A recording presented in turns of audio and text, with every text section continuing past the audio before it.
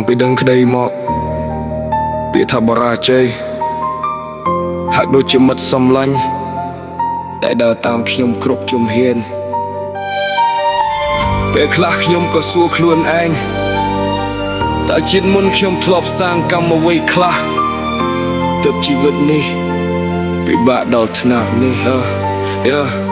មនុស្សបរាជ័យជីវិតដូចភ្លៀងមិនឈប់ធ្លាក់ដើរទៅមុខប៉ុន្មានជំហានក៏នៅតែបាត់ផ្លូវត្រឡប់ក្រោយមនុស្សបរាជ័យស្នាមញញឹមលាក់ក្រោមទឹកភ្នែកពេលដួលគ្មានអ្នកណាជួយមានតែស្រមោលខ្លួនឯងនៅក្បែរ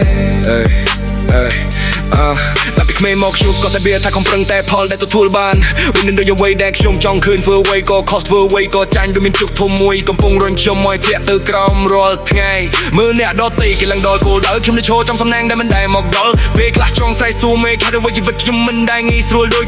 គេប្រាប់ថាខំប្រឹងនឹងបានផលតែខ្ញុំខំរហូតដល់ហប់ក៏នៅតែឃើញតែភាពបង្ងងឹតចង់បោះបង់តែចិត្តមិនព្រមទោះបែកបាក់ប៉ុន្មានដងក៏នៅតែបន្តដងហើមានលុយមានឈ្មោះមានកិត្តិយសនោះជុំវិញច្រើនណាស់ចាំមកអសាទរតែពេលធ្លាក់ដល់បាក់ទើបដឹងថាអ្នកណានៅក្បែរពិតប្រាកដមនុស្សបរាជ័យជីវិតដូចភ្លៀងមិនឈប់ធ្លាក់ដើរទៅមុខប៉ុន្មានជំហានក៏នៅតែបាត់ផ្លូវត្រឡប់ក្រោយមនុស្សបរាជ័យស្នាមញញឹមលាក់ក្រោមទឹកពេលដួលគ្មានអ្នកណាជួយមានតែស្រមោលខ្លួនឯងនៅក្បែរ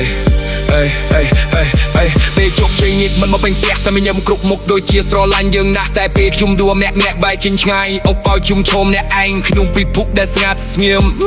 អ្នកផ្ទះស្ដីបានតោថាខ្ញុំមិនគ្រប់គ្រាន់អ្នកដែលស្រឡាញ់ក៏ចេញមិនប្រាប់មូលហេតុមិត្តខ្លះធ្លាប់ហៅថាបងអូនថ្ងៃនេះបែកជាឈោមើងងាយពេលឃើញខ្ញុំធ្លាក់ចោះខ្ញុំបានមានពីការជឿចាប់ថាទឹកចិត្តមនុស្សមិនអាចវាស់តែពីសំឡេងពេលអ្នកមានគេសរសើរគ្រប់យ៉ាងពេលអ្នកក្រវិញគេមើលរំលងសូម្បីតែតម្លៃរបស់អ្នកគេនិយាយថាបរាជ័យគឺជាមេត្តានៃជោគជ័យតែសម្រាប់ខ្ញុំបរាជ័យគឺជាកំចក់ដែលបង្ហាញមុខពិតរបស់មនុស្សជុំវិញព្រះអ្នកឡើងខ្ពស់គ្រប់គ្នាចង់ស្គាល់អ្នកតែពេលអ្នកធ្លាក់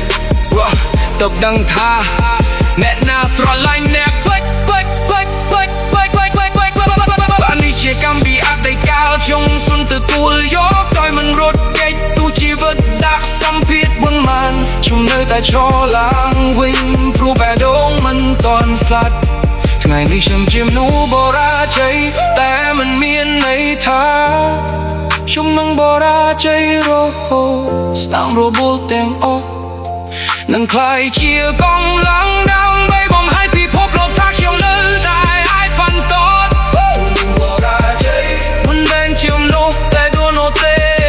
តែជាមនុស្សតែដួលហើយមិនព្រមក្រោកឡើងវិញហើយខ្ញុំតែដើរទៅមុខ